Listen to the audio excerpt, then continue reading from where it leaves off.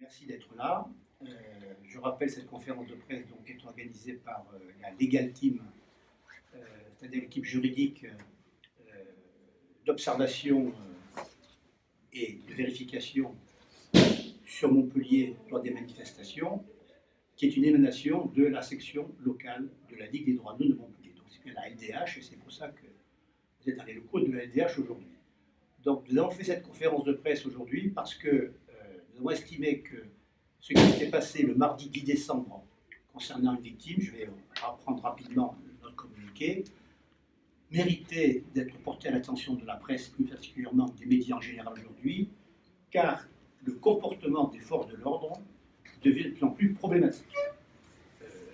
Ça ne date pas d'hier, puisque je rappelle qu'en dehors d'un certain nombre de rapports que nous avons fait de façon générale, nous avons dès le mois de mars fait un premier rapport concernant les violences faites par les forces de l'ordre, un deuxième le 12 mars pour de l'acte 17 qui s'appelait Scène de chaos à Montpellier, et un troisième plus pointu qui date du 7 septembre à cause du phénomène de la NAS qui s'était mis en place à l'époque. Donc nous avons documenté effectivement une violence policière vraiment qui dépassait le cadre de ce qui est permis par la loi. Et aujourd'hui, voilà ce qui nous amène. Je rappelle que le mardi 10 décembre, c'était au départ une manifestation organisée par les syndicats, la deuxième après celle du 5 décembre par rapport aux retraites, mais qui regroupe bien sûr un certain nombre de personnes au-delà des syndicats. Donc je rappelle les circonstances rapidement avant de expliquer pourquoi on vous a demandé de venir. Donc le 10 décembre, à 16h30, près de la promenade du Pérou, un citoyen témoin visuel de rassemblement d'étudiants dans le cadre du mouvement social contre la réforme des retraites, s'est retrouvé blessé. Il était assis sur un muret, c'est le petit muret qui est entre l'Arc de Triomphe et le Pérou, vraisemblablement victime d'un tir tendu, ça vous dit bien vraisemblablement, on verra après les éléments qu'on va vous produire, d'un tir tendu de grenade lacrymogène au visage, en provenance des forces de l'ordre, lui causant une fracture de l'os frontal et une plaie suturée de 9 points. D'ores et déjà, vous avez pu vérifier que le tir était au visage. Quelles que soient les circonstances, les policiers ne peuvent pas tirer sur qui que ce soit au visage. Les tirs de LBD ou de grenades peuvent éventuellement atteindre le corps de la personne, c'est-à-dire le torse et les membres inférieurs, mais en aucun cas on ne doit atteindre au visage, et soit encore plus viser au visage, ce qu'on pourra voir tout à l'heure sur la vidéo. Donc c'est important de voir que d'ores et déjà, là-dessus, il y a un dérapage très net. Nous avons donc conseillé à cette personne de déposer plainte. Elle a donc déposé plainte auprès des services du procureur de la République le 14 décembre, contre X, bien évidemment, au départ, et sur 2 chefs d'inculpation que nous proposons au vu des éléments que nous avons discutés, c'est-à-dire à la fois violence volontaire avec une circonstance aggravante qui est que ça a été fait par des personnes ayant autorité, d'autre part mise en danger de la vie d'autrui, puisque située sur le parapet, selon la façon dont tu aurais pu tomber cette personne, elle aurait pu basculer dans le vide derrière. Et en même temps, pour avoir un certain nombre de preuves plus précises, en dehors de celles que nous avons pu collecter par nous-mêmes, nous avons demandé à la ville, dès le 16 décembre, de mettre à disposition les images de caméras, parce que c'est qu'il y a des caméras de vidéosurveillance près de l'Arc de Triomphe, et la mairie a répondu tout de suite en disant refus, car les demandes concernant ces vidéos doivent émaner exclusivement du parquet ou de la police. C'est pour ça que nous avons intitulé ce communiqué « Mainmise de l'État sur les preuves ».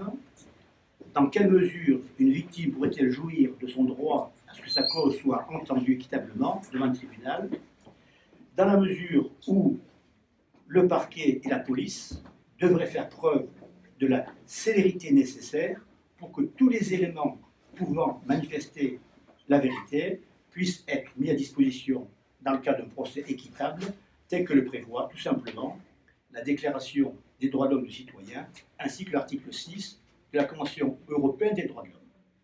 À partir de là, donc, nous avons estimé important de porter ces faits à l'attention des médias, dans la mesure où la police a fait savoir de son côté, par son service d'information et de communication, qu'à leur connaissance, il n'y aurait pas eu de tir de grenades lacrymogènes à ce moment-là, et que cette personne, eh bien, c'est peut-être un résidu qui l'aurait atteint, tout en restant assez vague sur le reste. On leur a demandé des informations, on n'a rien reçu en retour.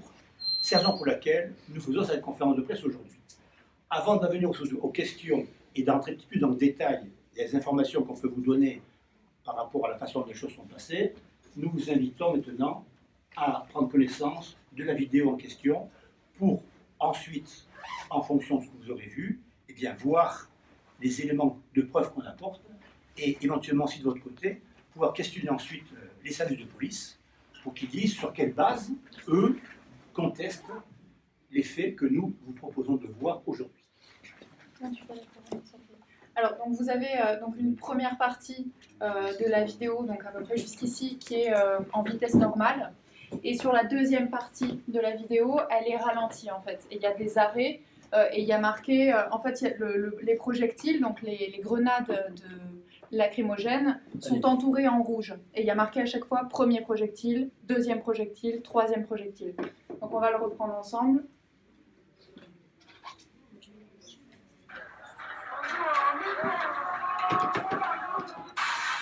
Donc ça, maintenant, c'est au ralenti.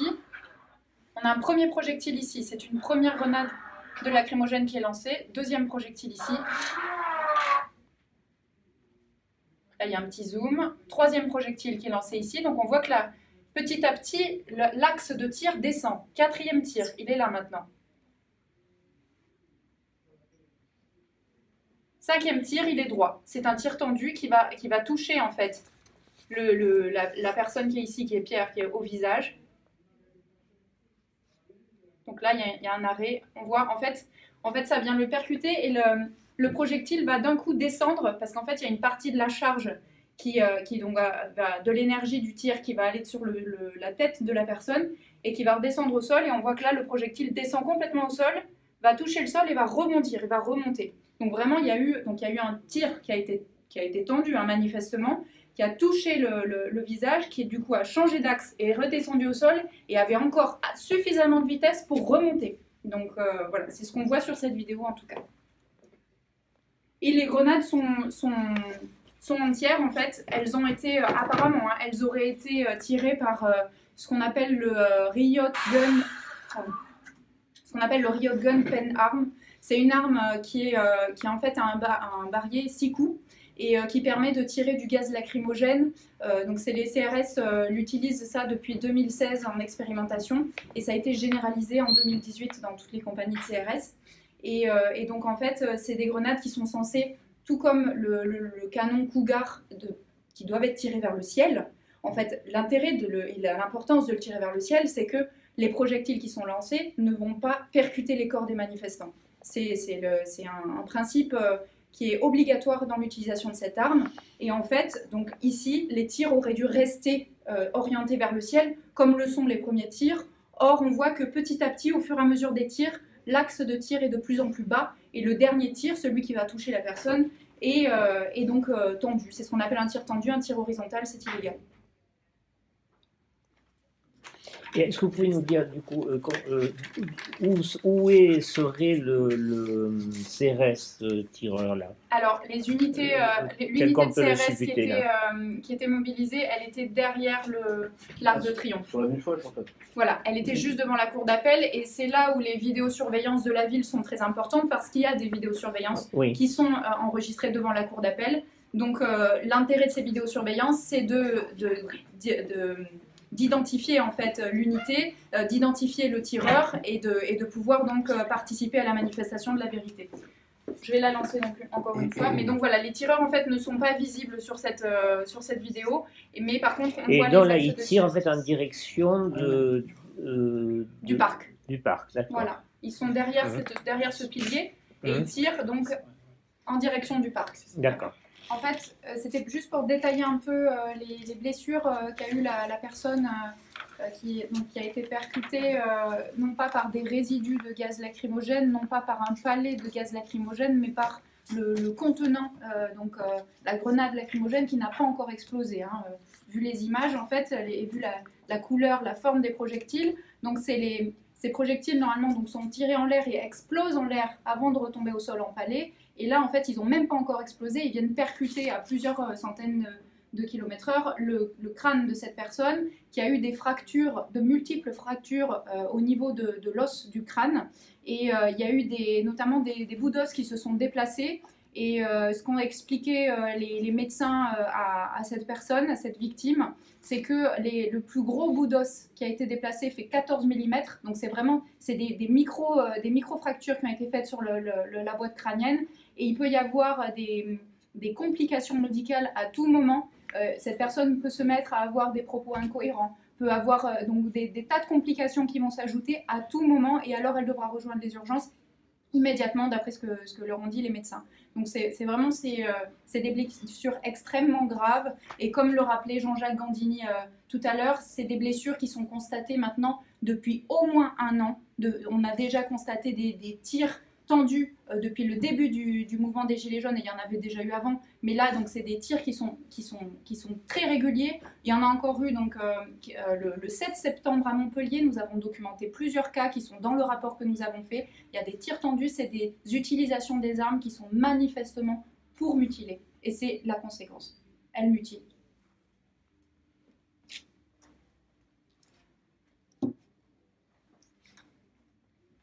Donc vous avez pu prendre connaissance de ces éléments. Pour le reste, effectivement, comme vient d'être dit, aujourd'hui nous souhaitons montrer cet élément principal. Il est bien évident que la victime à qui nous avons conseillé et qui a effectivement déposé plainte, dans le cadre de sa plainte, mais qui maintenant est en cours, par conséquent, elle est entre les mains du procureur, il y a d'autres éléments. Il y a des photos, il y a des témoignages qui confortent. Ce n'est pas un élément unique.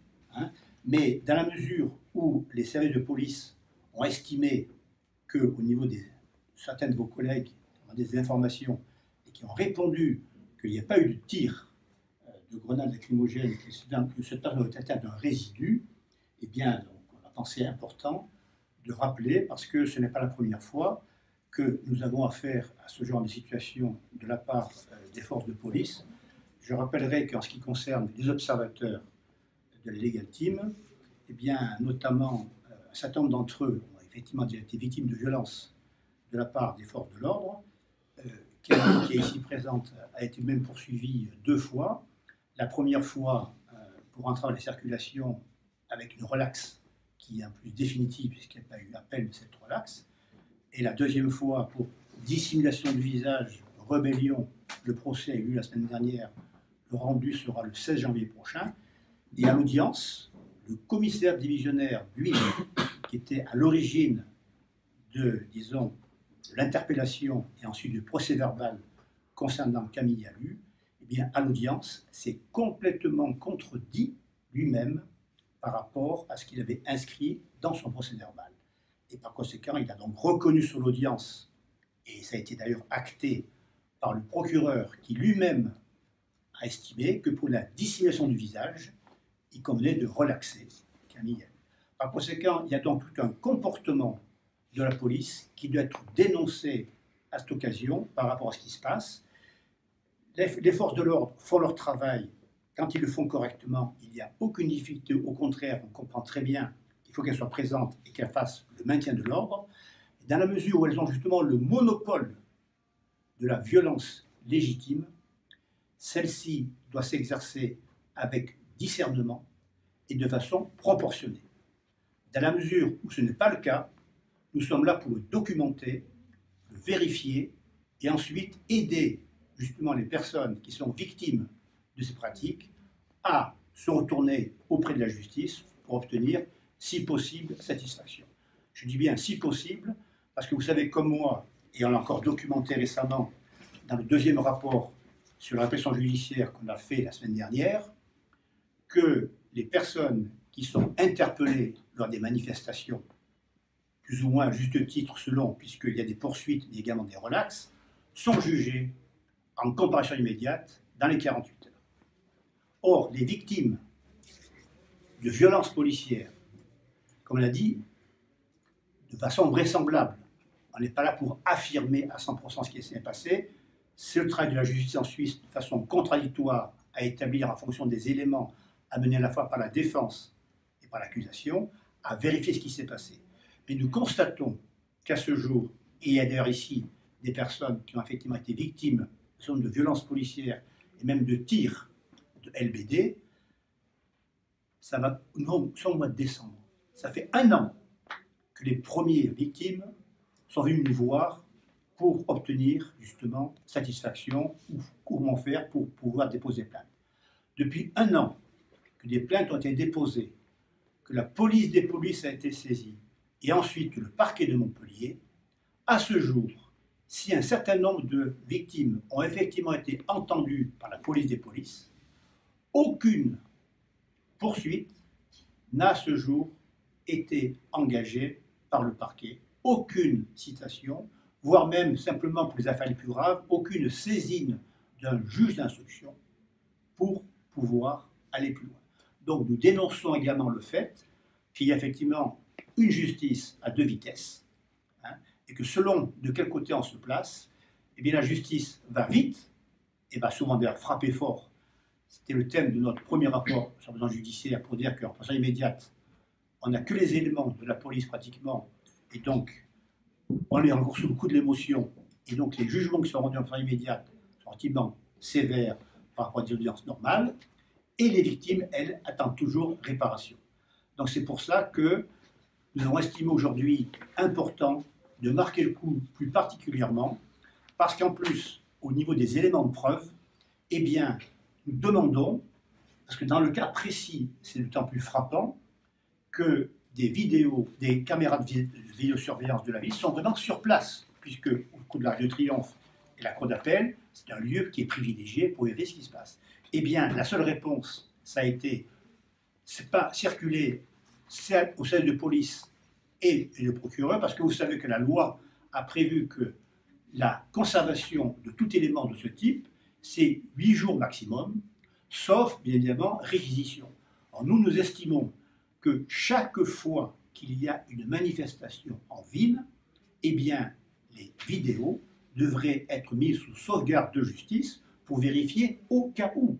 On ne dit pas qu'à chaque fois il y a un problème, mais pouvoir conserver des éléments de preuve minimum de la part des services de police, puisqu'ils sont là pour ça. Bien évidemment, au départ, ça peut paraître contradictoire de la part de la Ligue des droits de l'homme, qui, en tant que gardien des défenses individuelles, s'est insurgé, et s'insurge d'ailleurs en soi sur le principe qu'il y ait de plus en plus de caméras de vidéosurveillance en ville qui transforment les gens en suspects potentiels à tous les niveaux. Et par conséquent, nous contestons en soi ce principe de ces caméras de vidéosurveillance qui, vraiment, il suffirait d'être à un moment donné au mauvais endroit, au mauvais moment, pour se trouver poursuivi, alors que nous ne faisons que circuler régulièrement en ville. Ceci étant, dans la mesure où ces caméras existent, dans la mesure où elles étaient mises en place pour la sécurité des citoyens, eh bien, quand il y a un problème de sécurité qui se pose, eh bien, ces caméras doivent pouvoir être mises à disposition de la justice. Excusez-moi, c'est une, disons, une opinion, la LDH, ou c'est défendable en l'état actuel du droit, ce que tu viens de soutenir là? À savoir le fait que les images devraient être sauvegardées, etc. C'est la façon dont nous estimons qu'elles devraient être faites en pratique. Il n'y a pas d'obligation actuellement. La seule obligation qu'il y a, c'est que toute vidéo de caméra surveillance doit être conservée au moins pendant 8 jours. Et ensuite, c'est justement en fonction de ce qui s'est passé ou pas passé que la ville, en concertation avec les autorités judiciaires, notamment le parquet, décide de ne pas les conserver ou au contraire de les mettre sous main de justice pour voir ce qui se passe. Nous disons simplement qu'il ne s'agit pas de conserver systématiquement, Évidemment, sinon, ce serait une inflation pas possible, etc. Nous disons simplement que lorsqu'il y a des éléments, des manifestations en ville qui se passent avec, guillemets, un risque de trouble à l'ordre public, dans l'intérêt de la justice, ces éléments doivent être conservés. Et nous avons constaté, je finis, nous avons constaté qu'actuellement, lorsque nous faisons par nous-mêmes des demandes dans le délai, pour pouvoir les mettre de côté, on nous répond systématiquement, c'est à la police ou au procureur à nous faire cette demande. Et le temps que ça se passe, évidemment, les 8 jours sont terminés. Ce que nous arrivons à faire par contre dans les affaires où les plaignants agissent vite et sont passés par un avocat, c'est à ce moment-là l'avocat qui envoie une lettre recommandée au service de la mairie pour demander à ce que ce soit bloqué. Et dans ce cas-là, dans la mesure où c'est un avocat qui s'est adressé à la police, au service de la mairie, par lettre recommandée qui fait preuve dans les 8 jours, à ce moment-là, s'il ne s'était pas maintenu, l'avocat pourrait s'en servir pour dire que c'est une destruction de preuves. Voilà. Mais à l'instant, nous, Ligue des droits de l'homme, nous sommes là pour conseiller les personnes. Ensuite, elles déposent leur plainte et simplement on les informe pour qu'elles puissent agir dans ce délai-là. Nous constatons, que ce n'est pas la première fois cette fois-ci, dans d'autres fois précédentes, qu'on a eu cette même réponse de la part des services de la mairie. Ce n'est pas, vous n'avez aucune autorité pour nous demander quoi que ce soit, nous ne pouvons conserver ces éléments que si c'est demandé par la police ou par le parquet. Est-ce que vous savez, pardon. Oui, excuse-moi, comme on est hélas dans un certain formalisme, là, oui. Je réitère ma question, que j'ai du mal à me faire comprendre. C'est-à-dire, est-ce qu'on est là dans le domaine de l'interprétation de ce qui devrait être et à la limite de ce qui devrait du coup modifier la loi, voilà, ou est-ce qu'il est effectivement en l'état du droit, puisque hélas, encore une fois, on est dans ce cadre-là très formaliste, est-ce que effectivement dans le cadre actuel du droit, la ville est en possibilité de dire, ah ben oui, tiens, on va garder ces images plus de 8 jours, parce que la Ligue le demande. Dans l'esprit, elle pourrait. Elle pourrait. Dans la voilà, lettre. C'est faisable. On ne peut pas l'accuser après d'enfreindre la loi. Le problème, simplement, c'est que, comme derrière toute loi, il y a l'esprit et la lettre. Oui. C'est la façon dont on perçoit les choses et dont on peut s'en servir. Là, on a l'impression que la ville reste stricto sensu dans un cadre légaliste de base. Alors qu'elle pourrait. Très bien. D'accord. C'est ce que je voulais préciser. Absolument. Ah oui. Et sachez que dans d'autres cas, dans d'autres villes, d'autres mairies, effectivement, acceptent de pouvoir conserver momentanément. D'accord, ça s'est fait. Ça s'est fait. D'accord. Après, il faut justifier que la justice soit saisie pour que ça soit transféré à la justice. Et comme ce délai de 8 jours est très court, c'est pour ça que la Ligue des droits de l'homme, et pas spécialement à Montpellier, ailleurs, dans des cas semblables, fait toujours des demandes lorsqu'elle est saisie par des victimes pour avoir accès à ces caméras de surveillance, une lettre recommandée pour avoir la date qui précise bien qu'on agit dans les 8 jours, de façon à ce que, ensuite... Et dans ce cas-là, c'est fait, ça ? C'était fait le 16. Ah, le 16. Donc, les faits, 10 décembre. La plainte, 14 décembre. L'accusé de réception, 16 décembre. L'accusé de réception. Donc, 6 jours. Donc, la réception, par conséquent, c'est à partir de ce moment-là que l'accusé de réception qui nous ont dit, le 16 décembre, que, effectivement, ils ne conserveraient ces éléments que si le parquet ou la police demandait, que nous avons effectivement rappelé, dans le cadre de la plainte, au parquet de bien vouloir, effectivement, faire les réquisitions nécessaires pour cela.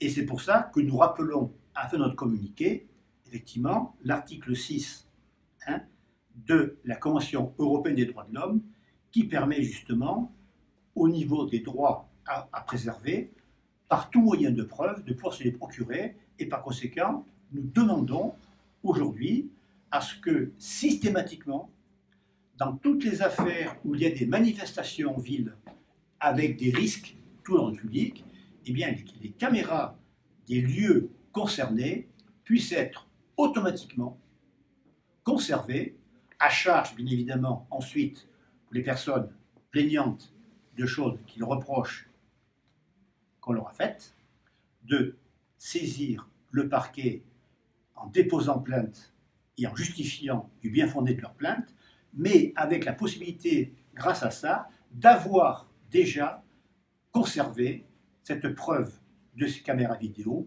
en dehors des éléments que ces victimes peuvent avoir par elles-mêmes, comme la vidéo que nous avons produite ici, ou d'autres vidéos, ou d'autres photos, parce que je rappelle que la preuve peut être faite par tout moyen, et que n'importe qui peut justement, au cours de manifestations, photographier, filmer, non seulement ce qui se passe, mais également les forces de police, forces de l'ordre au sens général du terme.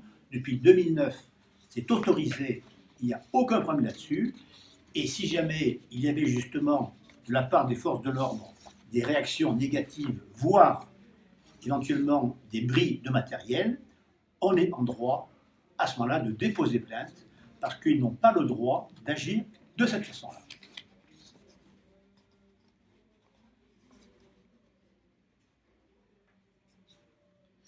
Donc, étape suivante, vous allez déposer plainte, ou enfin du moins la victime, je ne sais pas, pour destruction de preuves.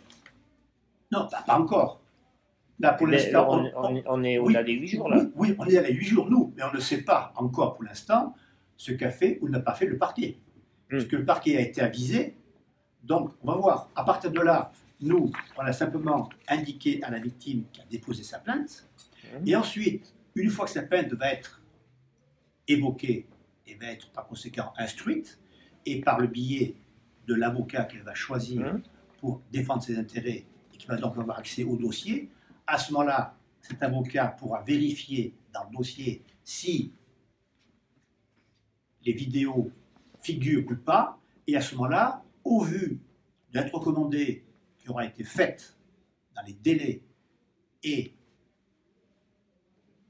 carence à ce moment-là de production, ça sera à lui de vérifier ce qu'il en est et d'envisager, parce que là, on est là en tant que conseiller, on donne les éléments d'information, et ce n'est pas nous qui ensuite décidons des suites à donner, nous donnons les informations aux victimes, on donne les informations et leurs droits, ensuite c'est à elles de les mettre en valeur et en pratique, et donc ça sera cet avocat ou cette avocate, quand elle sera ou sera choisie donc par la victime, en y accès au dossier, et pour à ce moment-là, éventuellement, si c'est le cas, de déposer une plainte complémentaire pour destruction de preuves, dans la mesure où, sciemment, une preuve possible aura été détruite, alors que la demande de conservation aura été faite dans le délai. Voilà, si vous n'avez pas d'autres questions, nous vous remercions d'être venus. À vous maintenant de jouer dans vos médias respectifs, et sachant que nous restons toujours bien sûr à votre disposition pour tout renseignement complémentaire ou toute information sur ce qu'est la Ligue des droits de l'homme et ce qu'elle fait, étant précisé à nouveau que la section de Montpellier fait partie d'un ensemble national et que ce qui se passe ici se passe également ailleurs, que la légalité de Montpellier est un des maillons d'une douzaine d'observatoires des pratiques, des pratiques policières à travers la France. Nous travaillons en commun avec d'autres observatoires et par conséquent nous sommes là pour collecter un certain nombre d'informations pour que dans l'intérêt de la justice en général et des victimes en particulier, elles puissent faire valoir leurs droits. Merci.